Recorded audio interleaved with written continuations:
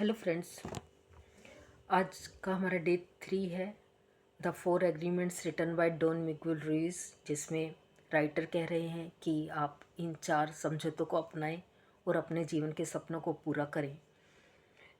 तो राइटर इसमें बोल रहे हैं जैसे जैसे आप इस बुक को पढ़ोगे, जिन बिलीफ सिस्टम में आप फंसे हुए उनसे आप बाहर आ जाओगे और आप अपनी रियल युगों के लिए जागृत हो जाओगे। ये the 4 agreements are like a map that tells you all the different ways to reach your destination। ये आपको 4 एग्रीमेंट्स जो बुक है आपको आपकी मंजिल तक पहुंचाने के लिए डिफरेंट वेज बताएगी। और इसकी सिंप्लिसिटी यही है, यह आपको डिफरेंट डायरेक्शंस से अपनी मंजिल तक पहुंचाएगी। एक जगह पे जाने के कई रास्ते होते हैं,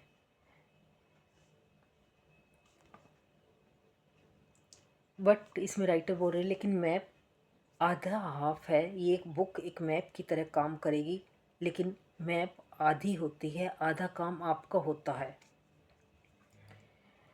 यही एक ट्रू रिलेशनशिप की पहचान होती है।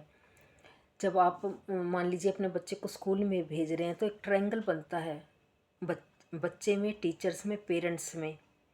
और जब ये तीनों चीज़ें सही होती हैं तब आपका बच्चा एक अच्छे मकाम पर वहाँ पहुँचता है। और इनमें से तीनों में से एक भी चीज़ बिगड़े तो कहीं ना कहीं बच्चे की प्रोग्रेस पर इम्पैक्ट पड़ता है। If you have a goal and you use the messenger as your guide. अगर आपके पास कोई गोल है तो आप एक मैसेंजर को लेते हैं, एक गाइड को लेते हैं अपनी लाइफ में, ताकि वो आपको आपके गोल तक पहुंचा सके। The 4 agreements you can learn how to heal your emotional body with the 4 agreements. 4 agreement इस बुक के जरिए आप अपनी इमोशनल बॉडी को हील कर पाएंगे, अपने रिलेशनशिप को हील कर पाएंगे, अपने फैमिलीज़ को, अपनी मैरिड लाइफ को, अपने जितने भी आपके लाइफ में एक हैप्पी लाइफ जीने के लिए आप जितने भी एरियाज़ हैं, आप ये बुक उन सब पर काम कर रही होगी। पर शर्त वही है कि आपको जो एग्रीमेंट्स बोले गए हैं उनको जीवन में अपनाना पड़ेगा।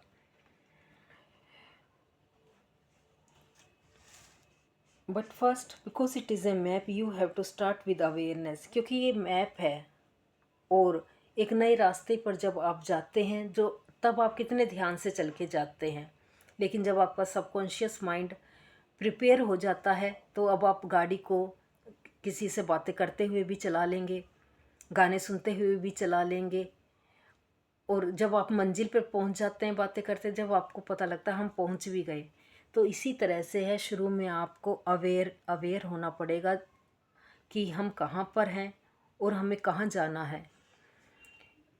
अपने थॉट के प्रति आपको अवेयर होना पड़ेगा, हर थॉट के प्रति। ये बिलीफ एक बहुत बड़ा आपको ट्रैप करके बैठे रहते हैं और आप लोगों को पता भी नहीं लगता, क्योंकि हम उन्हें सच माने बैठे हैं। और जैसे जैसे बड़ों ने, सोसाइटी ने हमें एक लिमिटिंग बिलीफ दिए, उस लिमिटिंग बिलीफ्स में हम फंस गए हैं। और ये लिमिटिंग बिलीफ बहुत सारे होते हैं। Thousands of years ago, Toltec created 3 masteries to guide us out of suffering and return us to true nature। कुछ हजारों साल पहले टोल्टेक ने मास्टरी क्रिएट करी हमें गाइड करने के लिए, ताकि हम इस सफरिंग से बाहर आ सकें और अपने ट्रू नेचर को, हैप्पीनेस को, फ्रीडम को, लव को एंजॉय कर सकें। The Toltec encouraged us to see ourselves with truth। They created a mastery just for awareness। The first mastery, जो फर्स्ट मास्टरी इसमें टोल्टेक बता रहे हैं वो मास्टरी ऑफ अवेयरनेस। जैसे आप एक नए रास्ते पे जाते हैं तो आप बड़े ध्यान से जाते हैं, वही बात है। ऐसे ही आपको जब आप इस रास्ते पे चलेंगे तो आपको अपने थॉट्स के प्रति अवेयर होना पड़ेगा। The mastery of awareness is the first step towards personal freedom. Personal freedom के लिए आपका अवेयर होना ज़रूरी है। Because we can not be free, हम जब तक फ्री नहीं हो सकते जब तक कि हमें ना पता हो वट वी आर, हम क्या हैं, वेयर वी आर, हम कहाँ जाना चाहते हैं, what kind of freedom we are, और हमें कौन सी फ्रीडम चाहिए। In this mastery we become aware of fog that is in our mind. हमें अपने माइंड में जो फोग चल रही है धीरे धीरे हमें पता लगता है। We become aware what we are dreaming all the time. हमें पता लगता है कि हम सारा टाइम एक सपना देख रहे हैं और बाकी लोग भी सपना देख रहे हैं। The mastery of awareness can also be called the mastery of truth. जब हम अवेयरनेस की जर्नी पर चलते हैं तो इसे एक मास्टरी ऑफ ट्रूथ भी कहा जाता है। Thank you.